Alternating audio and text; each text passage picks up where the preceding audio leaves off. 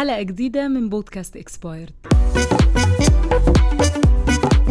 طلع ان احنا لو فضلنا نمرن في العيال ونديهم دروس في كل المواد يعرفوا 600 لغة حتى لو مش هيستخدموها، ده طلع غلط. وطلع فراغ عيالك حاجة صحية. انا مش فاهمة اي حاجة زيك بالظبط. ابن حضرتك بيرجع من مدرسة 8 ساعات متواصل بيتعلم فيهم، ده لو أصلا مركز مع كل اللي اتقال. يا دوبك يروح البيت ما بيلحقش يغير، لأن ميس إيمان عربي مستنيانا هتدينا درس 4 ساعات تانيين. بنبتدي بقى نشترك في 6 رياضات متنوعة في باقي 9 ساعات، ده لو في أصلا 9 ساعات، ولو أساسا في وقت يلحق ينام عشان يصحى يعمل نفس الروتين بالظبط اللي احنا لسه قايلينه. كلنا للأسف كأولياء أمور وكل البيرنتس بنفكر من احنا نجحنا كأب وأم في إننا أملي وقت فراغ ولادي، وده بنعمله لسببين: يا إما بنبقى عايزين نخلص من الفرق والزن والطاقة بتاعتهم فنطلعها لهم على الآخر، يا إما خايفين يعملوا أي حاجة غلط في فراغهم ده، فياريت يملوا وقتهم بأي حاجة مفيدة. وصلنا لمرحلة إن إحنا خايفين يكونوا فاضيين. ما عندكش اوبشنز حضرتك، أنت يا إما هتتعلم دروس يا إما هتلعب رياضة. ما عندناش وقت فراغ. وابتديت ألاقي أمهات حرفيا بيخافوا من الأجازة. ده بجد، يعني انا اللي انا كنت فاكراه ان هو حرام مضغوطين في الدراسه معاهم فبيستنوا الاجازه، طلعوا بيخافوا من الاجازه. الست تبقى عامله بلان مقدمه على 9 لغات يخشها مع 6 كورسات كمبيوتر وقت في تانية ابتدائي، المهم ان هو هيبقى جهبز تي ايه دلوقتي. لازم نعمل حاجه، هنسيبه فاضي كده؟ ولما جيت فكرت من وجهه نظرهم برضو، انا كأم دلوقتي انا فعلا مش عارفه بنتي هتبقى قاعده بتعمل ايه.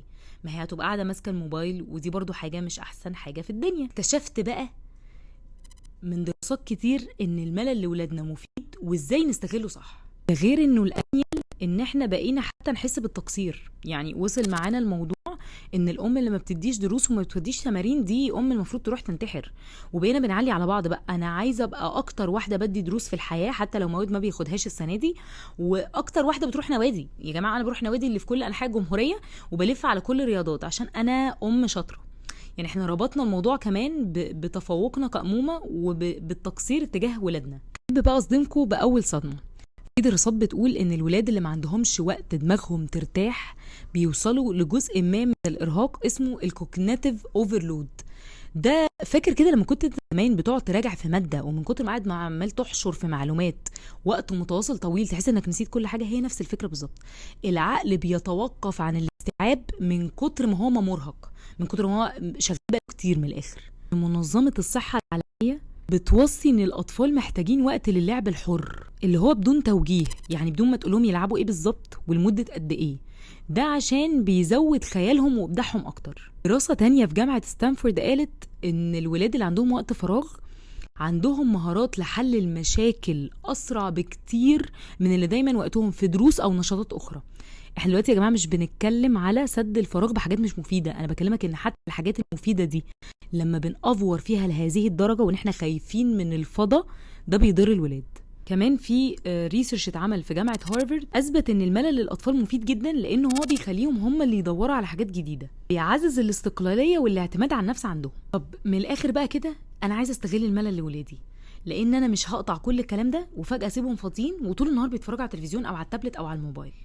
عندك حق بصراحه، انا كمان عامله كده. اول حاجه نسيب لهم وقت للابداع، وده معناه انك تحاول تأهل البيئه المحيطه بيهم بحاجات تساعدهم يعملوا حاجه. يعني برضو ما هو انا مش هينفع ابقى ساحبه الموبايل والسكرين تايم وطفياه وكل حاجه وسايباهم كده.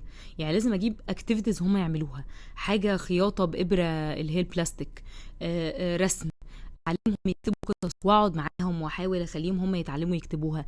لازم يلاقوا حاجه يبدعوا فيها، بما ان انا قررت ان انا اخلي عندهم ملل بس يطلعوه في حاجه هم حاسينها. تاني حاجه اللعب الحر، هو سيبيهم في شويه كركبه، يعني خليهم يفضوا اللعب كلها في اوضه ويقعدوا يخترعوا لعب يلعبوا بيها. انا عارفه الموضوع ده بيعصبك بس صدقيني اللعب الحر ده مهم. يهدلوا نفسهم ويطمنوا نفسهم. على فكره يا جماعه انا كنت من الناس البروتكتيف جدا بالنسبه لي الحاجات دي لا ومش عايزه اعملها، بس فعلا بقيت بخصص وقت لبنتي ليه.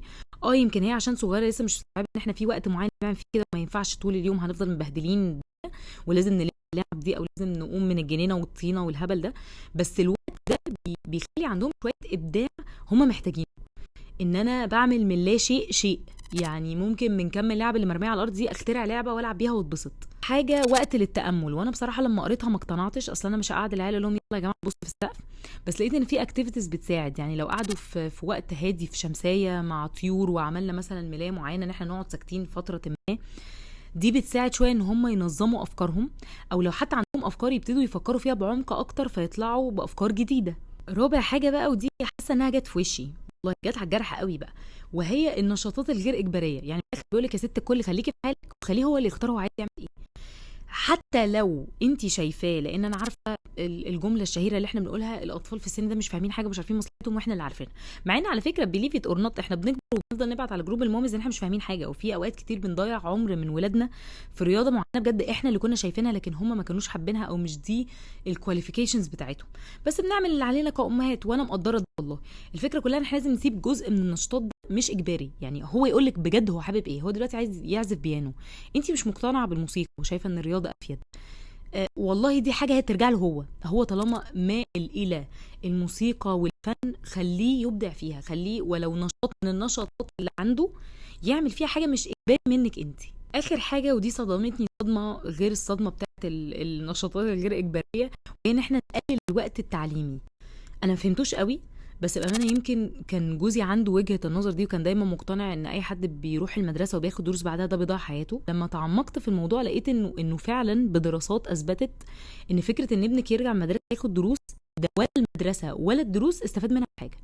وخليني اقول يمكن امهات كتير مش عايزة تعترف بده، بس خليني اقول ان في امهات كتير حتى بعد الدروس شايفه ان عيالها مش بيجيبوا الدرجات اللي هي مستنياها، مش مركزين كفايه، وبنقول ان الجيل بقى صعب. على الرغم من ان انا شايفه ان كتر الشيء بزياده قوي بيقلل من قيمته، فهو كأن التعليم بالنسبه له بقى حاجه قليله. يعني ممكن الميس تبقى بتتكلم عادي انا ما اردش عليها، عادي انا ما ركزت معاها، اصل ما هيتعاد في الدرس وهيتعاد في المراجعه وماما هتعيدوا لي 6 مرات، قل قيمته. ده حقيقي. يعني اللي حابه ان انا اقوله في اخر الحلقه ان يا ريت كل اب وام ما تحسوش ان انتوا مقصرين، ما تحسوش ان انتوا مضغوطين نفسيا عشان خاطر ولادكم عندهم فراغ او فاضيين، ويا ريت ما تتاثروش بالضغط المجتمعي اللي احنا عايشين فيه ان احنا عباره عن درجات ماشيه على الارض، او ازاي ابنك بيتمرن تمرينه واحده.